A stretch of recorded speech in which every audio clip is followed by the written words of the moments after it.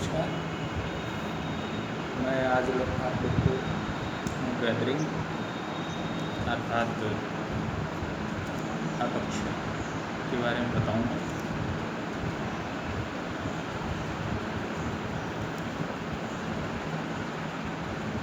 आप लोग को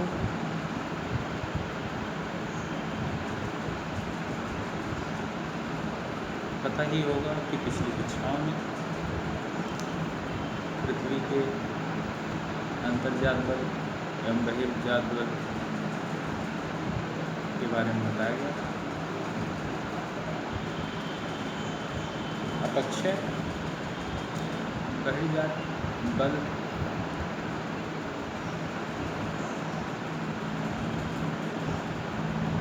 यह प्रक्रम से संबंधित है, क्योंकि वायुमंडल जनित बाह्य प्रक्रम के रूप में ये जाना जाता है, जो कि स्थलजात सेल की संरचनाओं व आकारिकी में परिवर्तन जो निज स्थान पर घटित होती है से संबंधित प्रक्रिया है। अपक्षय जिसके अंतर्गत चट्टानों में यांत्रिक प्रक्रिया के कारण विघटन एवं रासायनिक प्रक्रियाओं के कारण वियोजन होता है, जिससे चट्टानें अपने स्थान पर टूट कर बिखर जाती हैं। ऐसी प्रक्रिया को अपक्षय कहते हैं। जहाँ अपक्षय अपने ही स्थान पर घटित स्थानिक रूप में होती है, वहीं बाह्य प्रक्रम के अंतर्गत अपरदन जो वायुमंडल जनित विभिन्न प्रक्रम वायु, जल, हिम एवं सागरीय तरंगें अपक्षय द्वारा निर्मित एकत्रित विभिन्न प्रकार के अवसादों को एक स्थान से उठाकर दूसरे स्थान पर ले जाती हैं, जिसके अंतर्गत इस संपूर्ण प्रक्रिया को अपरदन की प्रक्रिया कहते हैं। तो इस प्रकार से अपक्षय जिसमें विभिन्न सेल के टुकड़े स्थानिक रूप में एकत्रित होते हैं, और अपरदन इस प्रकार के एकत्रित अवसादों को विभिन्न प्रक्रम एक स्थान से दूसरे स्थान पर ले जाते हैं। यह प्रक्रिया ऊंचे स्थान से नीचे स्थानों की ओर विभिन्न दिशाओं में क्रियान्वित होती है, जिसके फलस्वरूप ऊंचे उठे भाग कट पीट कर उनकी ऊंचाई में क्षय होता है। वहीं गहराई में ये अवसाद ले जाकर निक्षेपित करने से गहराई कम होती जाती है। फलस्वरूप पृथ्वी के आंतरिक भाग से जो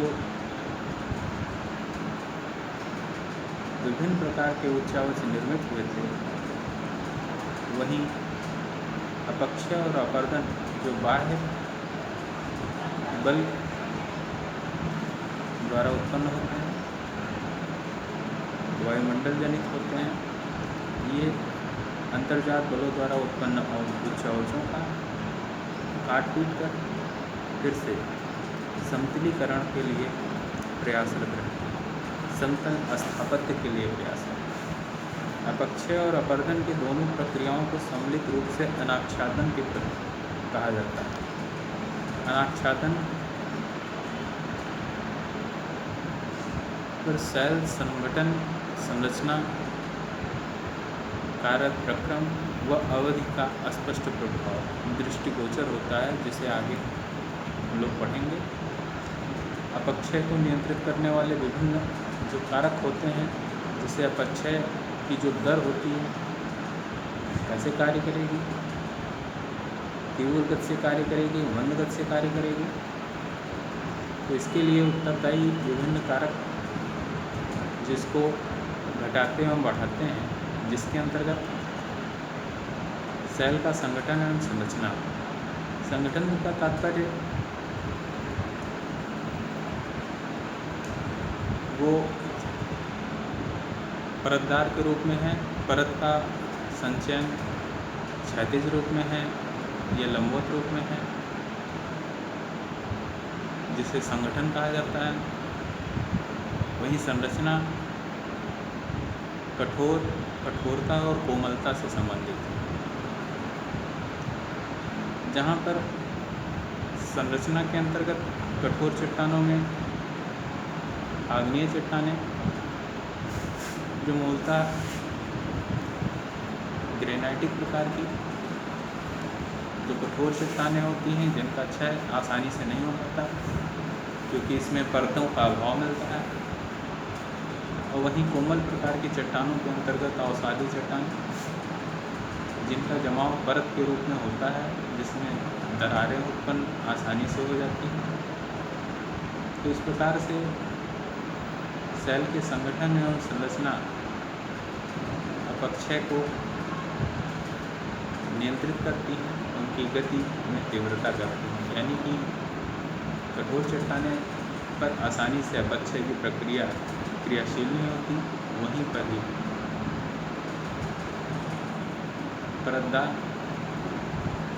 परतनुमा चट्टानें, कोमल चट्टानें, जिन पर यह प्रक्रिया तीव्रता से कार्य करती है। ढाल भी बहुत महत्वपूर्ण है। जहाँ पर देखें तो ढाल यानी कि एंगल, अगर कोई भी चट्टान ढीली होती है और क्षैतिज अवस्था में या समतल भूभाग में है, तो अपक्षय के बाद टूट के बाद वह वहीं निज स्थान पर पड़ी रहेगी। लेकिन अगर यही स्वरूप अगर ढाल के रूप में देखा जाए, ढाल पर है, तो ऐसी अलग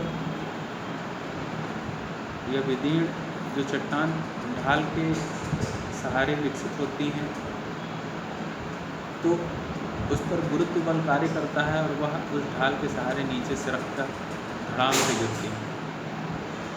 तो इससे ये पता चलता है कि टूट की प्रक्रिया में क्षैतिज उतना महत्वपूर्ण नहीं होता जितना लंबवत यानी ढालनुमा संरचना के साथ। यानी कि ढाल के साथ जो टूट के बाद अवसाद प्राप्त होते हैं, उनका विस्थापन ढाल के द्वारा अधिकतम होता है।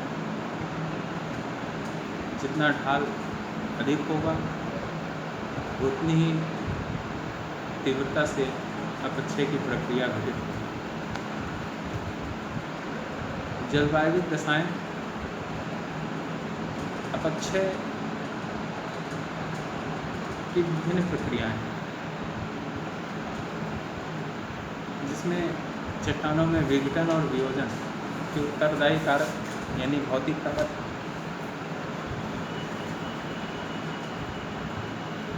जिसमें तापमान, वर्षा,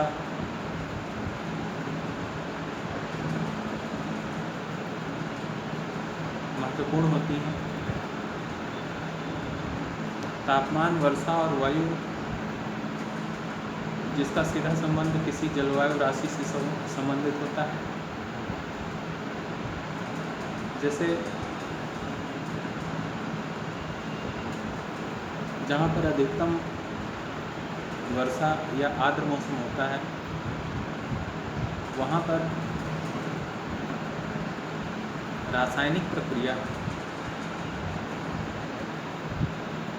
के द्वारा अपक्षय अधिक सक्रिय होता है। वहीं पर शुष्क क्षेत्रों में, शुष्क जलवायु में वायु प्रक्रम अधिक कार्यशील होता है। वायु प्रक्रम शुष्क क्षेत्रों में वायु के साथ साथ में ये तो प्रक्रम हुआ, यहाँ पर तापमान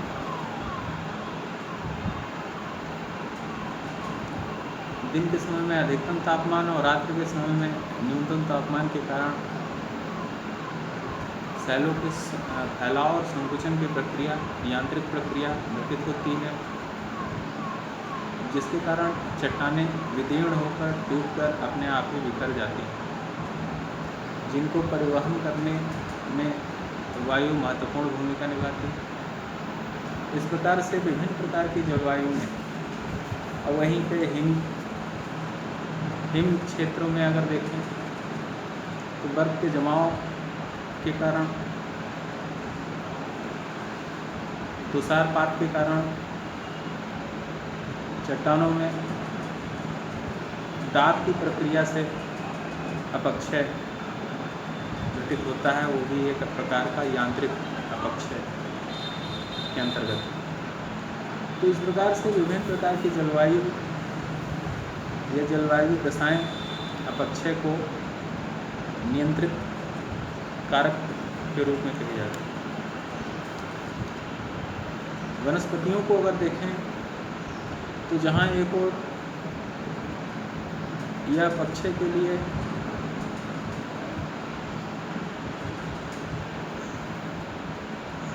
अपक्षय की प्रक्रिया को बढ़ाती है, वहीं एक तरीके से ये नियंत्रित भी करती है। कहा जाता है कि पेड़ एवं वनस्पतियाँ अपनी जड़ों से मृदा को बांध के रखती हैं, मृदा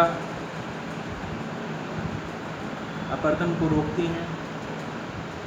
वहीं पर कुछ वनस्पतियाँ चट्टानों या भवनों पर उगने के कारण उनकी जड़ों से दरारों का विकास होता है और चट्टानें टूट टूट कर बिखर भी जाती हैं।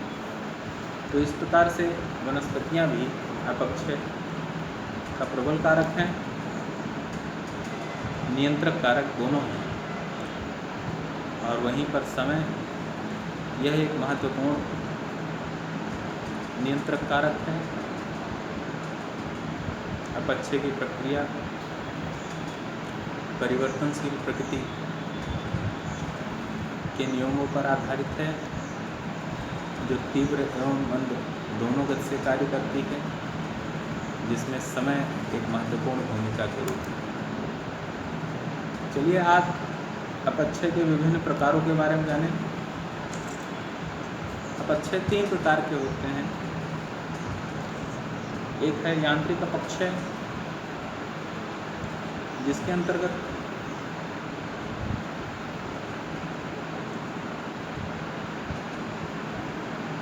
तापमान, वर्षा, हिम और वायु आदि की प्रक्रियाओं के फलस्वरूप चट्टानों में टूट फूट की प्रक्रिया देखने मिलती है।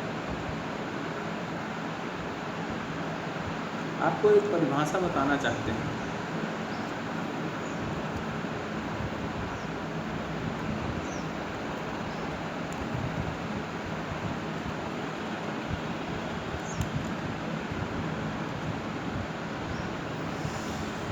यांत्रिक प्रक्रिया के अंतर्गत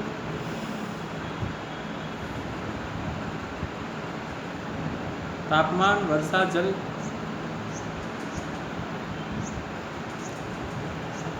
तुषारपात, वायु आदि के कारण जब चट्टानें में टूट की प्रक्रिया होती है और वह अपने ही स्थान पर टूट कर बिखर जाती हैं, विघटित होकर बिखर जाती हैं, तो ऐसी प्रक्रिया यांत्रिक प्रक्रिया के अंतर्गत जानी जाती है।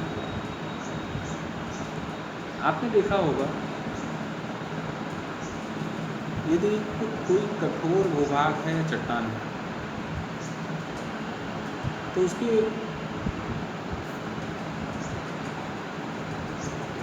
उस चट्टान की विभिन्न संरचना कैसी है, कठोर है या कोमल है,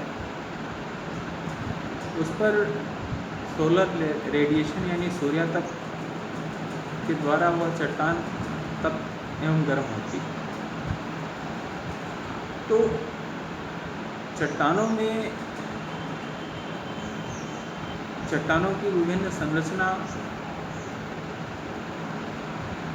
कोमल है या कठोर है, कणयुक्त है या कणविहीन है, उसका गर्म एवं ठंडा होना, उनकी कणों की बनावट चट्टानों की संरचना के स्वभाव पर निर्भर करती है। सामान्यतः चट्टान का प्रत्यक्ष ऊपरी भाग सूर्य के प्रकाश से अधिकतम गर्म होगा, फलस्वरूप उसके कणों में आयतन प्रसार होगा और वह फैलेगी। उसी चट्टान की आंतरिक भाग,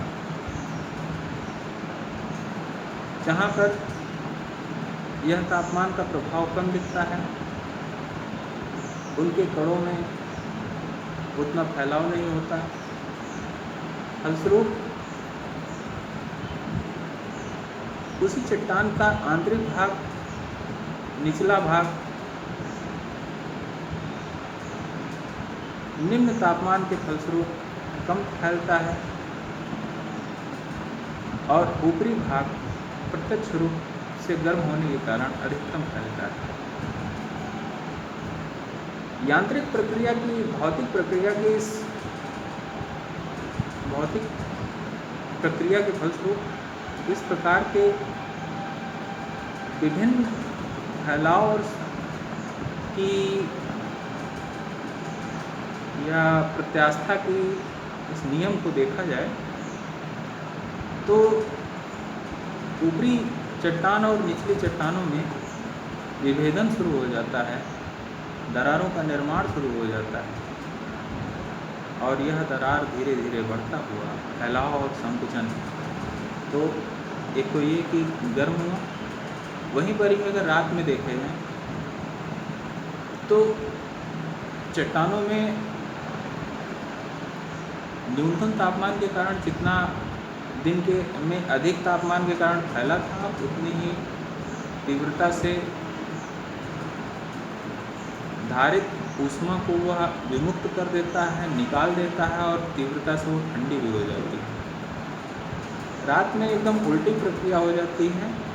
ऊपर वाला जो ऊपरी चट्टान की ऊपरी भाग का जो परत था वो तीव्रता से ठंडे होने के कारण अधिकतम संकुचित होता है, लेकिन आंतरिक भाग में जो एनर्जी थी, ऊष्मा थी, वह आसानी से निर्मुक्त नहीं हो पाती है, निकल नहीं पाती है, फलस्वरूप उसमें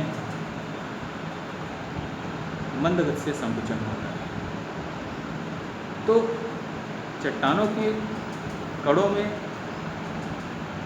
आपसी संकुचन और फैलाव की प्रक्रिया के फलस्वरूप चट्टानें भौतिक रूप में, यांत्रिक रूप में टूट कर बिखरने लगती है। तो यहाँ पर यांत्रिक प्रक्रिया के अंतर्गत अगर देखा जाए तो ताप के द्वारा पहले बड़े बड़े टुकड़ों में टूटेगा, दरारों का विकास होगा। तापमान के कारण, इसी भौतिक प्रक्रिया के कारण बड़े बड़े टुकड़े फिर छोटे छोटे टुकड़ों में टूटेंगे।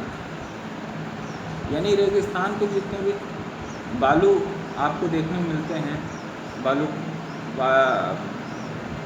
जो रेत आपको देखने मिलते हैं, ये दीर्घकालिक भौतिक प्रक्रिया के ही परिणाम स्वरूप हैं। कभी इनका अस्तित्व किसी बड़े चट्टानों के समूह से था, किसी पर्वत श्रृंखला से था। वो पर्वत श्रृंखलाएं विभिन्न बड़े बड़े टुकड़ों में टूटी, बड़े बड़े टुकड़ों से छोटे छोटे टुकड़ों में, और आज वो बालू के रूप में। इतना ही नहीं, एक भौतिक प्रक्रिया में अगर हम वर्षा के कणों को भी देखें यांत्रिक प्रक्रिया में, तो जैसे कि गर्म कांच पर अगर जल की एक बूंद डाली जाए तो वह छिटक जाती है। ऐसे ही गर्म तप्त क्षेत्रों की चट्टानों पर आकस्मिक रूप से वर्षा की बूंदों के कारण चट्टानों में चटकनें उत्पन्न हो जाती हैं, दरारें उत्पन्न हो जाती हैं, और वह चटकनें और दरारें अपक्षय की प्रक्रिया को बढ़ाती हैं। इसके अलावा हिम क्षेत्रों में या जहाँ पर अधिक हिमपात होता है, दरार की प्रक्रिया विकसित होने के बाद यदि रात का तापमान 0 डिग्री सेंटीग्रेड के नीचे हो जाए तो इन्हीं दरारों में प्रविष्ट विभिन्न प्रकार के जलवाष्प जो हिमांक बिंदु के नीचे जाने पर बर्फ के रूप में परिवर्तित हो जाएंगे, तो दरारों में स्थित विभिन्न प्रकार के जलवाष्प हिम के रूप में परिवर्तित होने के बाद इन दरारों पर प्रभाव डालते हैं, दबाव डालते हैं, और दाब होने के कारण इन दरारों का अधिकतम विकास होता जाता है और अपक्षय की प्रक्रिया घटित होती है। इसके अलावा वायु जो ऊपर की परतों के दरारों से विकसित चट्टानों के अवशेष हैं, उनको एक विस्थापित करने में, उड़ाने में या नीचे गिराने में या स्थानांतरित करने में महत्वपूर्ण भूमिका निभाती हैं, जिसके कारण अपक्षय की प्रक्रिया निचले चट्टानों में सक्रिय हो पाती है। तो इस प्रकार से ताप के कारण, जल के बूंदों के कारण, आकस्मिक जल की बूंदों के कारण, हिम द्रवण या तुषारपात के कारण, वायु के कारण, और एक और है दाब मुक्त। बहुत लंबे समय से कोई चट्टान यदि काफ़ी गहराई में स्थित है, किसी कारणवश उसके ऊपर की चट्टानें विस्थापित हो जाती हैं या अपरदन द्वारा नष्ट हो जाती हैं, तो नीचे दबाव से युक्त चट्टानें जब बाहर की ओर आती हैं तो उनके स्वभाव में अपने आप ही टूट फूट कर बिखरने का स्वभाव जनित होता है, जिसे कहा जाता है दाब मुक्त विघटन। तो वह प्रक्रिया, ये सभी प्रक्रियाएं यांत्रिक प्रक्रियाओं यानी फिजिकल वेदरिंग का पार्ट है। रासायनिक प्रक्रियाओं में अगर हम देखें, रासायनिक अपक्षय अगर हम देखें, तो इसमें चट्टानों का जो रासायनिक स्वभाव है उसमें जब परिवर्तन होता है तो चट्टानें टूट फूट कर बिखरने लगती हैं। इसमें देखिए, इसमें आता है हाइड्रेशन, सिलिका का पृथक्कीकरण, ऑक्सीडेशन की प्रक्रिया और कार्बोनेटीकरण। कभी कभी आपने देखा होगा कोई चट्टान, बालू का पत्थर ही ले लिया जाए, अगर पानी में भिगो दिया जाए तो यह बालू का पत्थर अगले दिन फूल जाती है। जहाँ पर ये चट्टानें जब जल के संपर्क में नहीं आई थी तब कठोर थी,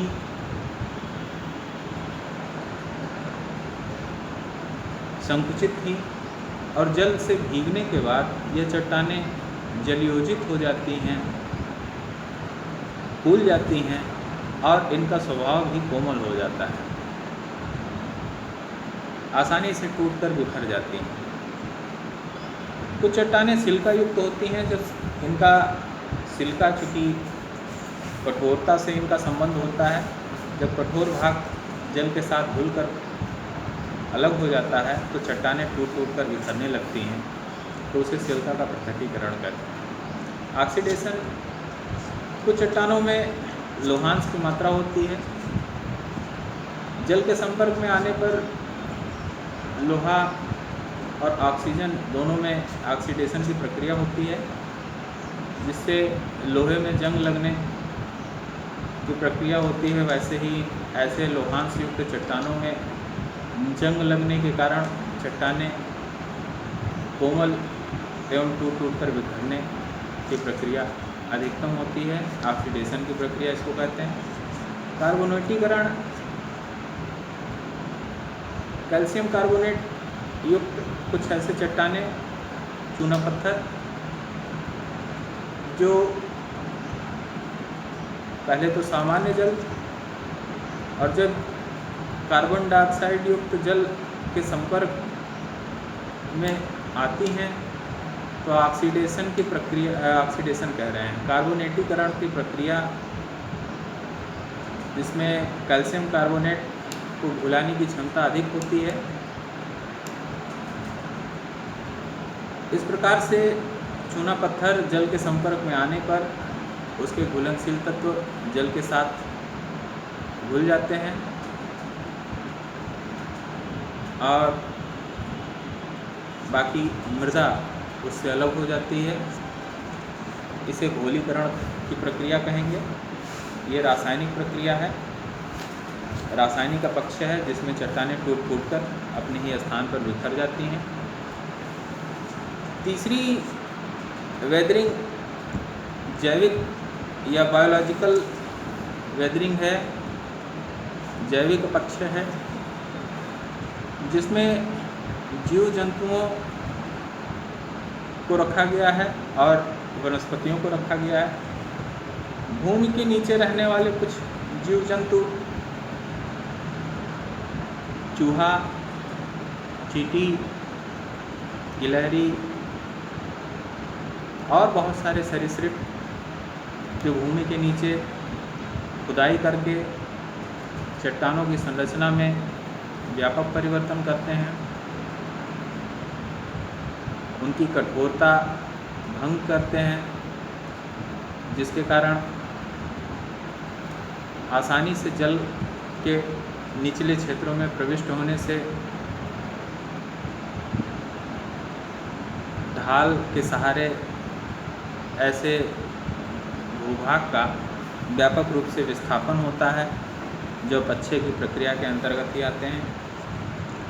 वहीं पर वनस्पतियां जो नियंत्रक और कारक दोनों रूप में हैं, जिसको हमने आगे बताया भी है। जहां वनस्पतियां चट्टानों को तोड़-फोड़ करने में सहायक हैं, वहीं पर ही मृदा को बांधे रखने में भी सहायक हैं। तो इस प्रकार से अपक्षय के विभिन्न प्रकार जिसको आपने देखा, इससे संबंधित कुछ चित्र हमने डाउनलोड किए हैं और इसको मैं आपको दिखाता हूँ। यांत्रिक प्रक्रिया के अंतर्गत देखिए, एक कोई मेसा था। मेसा ज्वालामुखी प्रक्रियाओं के फलस्वरूप पाट प्रदेशों का निर्माण होता है। ऊपर कठोर चट्टानें और नीचे कोमल चट्टानें होती हैं। कठोर चट्टानों के कारण ही, दबाव के कारण ही कोमल चट्टानों को संरक्षण प्राप्त होता है, लेकिन ढाल की प्रवणता के कारण अपक्षय की प्रक्रिया के फलस्वरूप दरारों का निर्माण, और दरारों के सहारे जब चट्टानें टूटकर ढीली होती हैं तो धड़ाम से नीचे गिरती हैं और ढाल अधिक होने के कारण वो विस्थापित हो जाती हैं। देखिए यहाँ पर आप देखेंगे कि आसपास क्षेत्रों में ही, उन्हीं के आसपास क्षेत्रों में ही ये जो प्राप्त अवसाद हैं वो एकत्रित होते हैं। देखिए ये चट्टान है, बीच से क्रैक हो गई, दरारों का निर्माण क्यों हुआ? ये एक प्रकार की यांत्रिक प्रक्रिया का ही परिणाम है।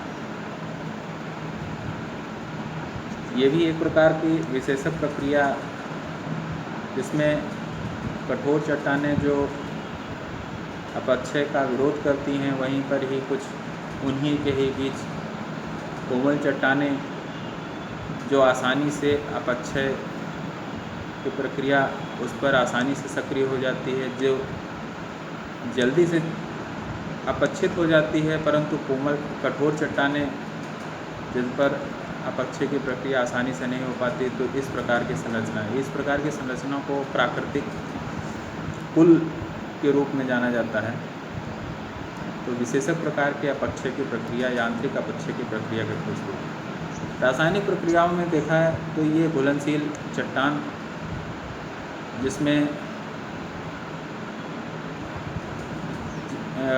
कैल्शियम कार्बोनेट पाया जा रहा है, जल के संपर्क में आने के कारण घुलनशील पदार्थ देखिए कई प्रकार की कंदराओं छिद्रों का निर्माण किए हैं। इनके छिद्रों के सहारे ही जल अंदर प्रविष्ट होता है और घुलनशील प्रक्रिया के कारण अंदर कंदराएं उन दरारों का निर्माण होता है। धीरे धीरे जैसे जैसे ये कैल्शियम कार्बोनेट की चट्टानों के संपर्क में आती जाएंगी, वैसे वैसे इनको घुलाकर और तोड़ती जाएंगी। ये भी एक प्रकार की लोहांश युक्त चट्टानें हैं। ऑक्सीडेशन की प्रक्रिया के फलस्वरूप चट्टानों घुलकर या कमज़ोर होकर बिखरती हैं, टूटती हैं। इस जैविक प्रक्रिया में देखिए चट्टानों के दरारों के सहारे वनस्पतियाँ किस प्रकार से दरारों का विकास कर रही हैं। जहाँ पर वनस्पतियाँ मिट्टियों को बांधने की क्षमता रखती हैं, वहीं पर ही चट्टानों के बीच अगर उग आएँ तो उनमें अपने जड़ों के सहारे दरारों का विकास कर तोड़ती फोड़ती हैं। तो इस प्रकार से अपक्षय टूट फूट की प्रक्रिया के फलस्वरूप न केवल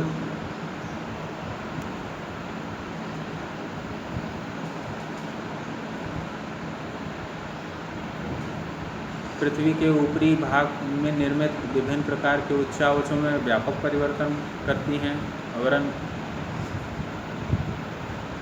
वायुमंडल जनित विभिन्न प्रकार के प्रक्रमों के लिए अपर्दन यंत्रों को प्रदान करती हैं। और यह अपर्दन यंत्र आप आगे समझेंगे। अपक्षय का भूआकृतिक महत्व क्यों है, इसका क्या परिणाम होता है। तो सबसे पहले तो यह अपक्षय द्वारा जो अवसाद प्राप्त होते हैं वह अपर्दन सामग्री के रूप में जाने जाते हैं, क्योंकि विभिन्न प्रक्रम इसी प्रकार के शैल टुकड़ों को अपने साथ लेकर चलता है। चलते हुए मार्ग में वह विभिन्न किनारों को खरोंचता है, तोड़ता है, फोड़ता है, उसे अपने अनुरूप विकसित करता है और प्राप्त अवसादों को निचले क्षेत्रों में ले जाकर निक्षेपित करता है। इस प्रक्रिया के कारण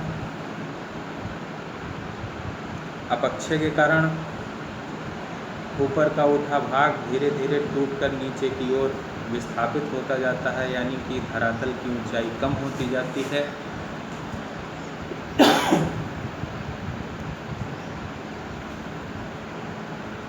इतना ही नहीं, प्राप्त अवसाद शैलखंड पड़े पड़े टूट टूट कर बिखर कर बालू के कणों में और मृदाओं के रूप में निर्मित हो जाती हैं। इस प्रकार से अपक्षय के कारण मिट्टी का निर्माण भी होता है। अपक्षय द्वारा नवीन प्रकार की स्थलाकृतियाँ जैसे समतल भूभाग का निर्माण,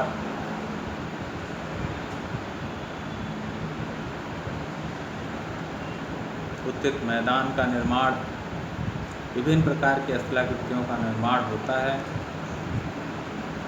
ठीक है, इतना आप समझने के बाद आप ये जाने कि इसी के ही आगे का जो चैप्टर है वो है आपका अपवर्तन, और इसी के अंतर्गत हम डेविस तथा बैंक के विभिन्न अपवर्तन सिद्धांतों का अध्ययन करेंगे। अभी तक के लिए धन्यवाद।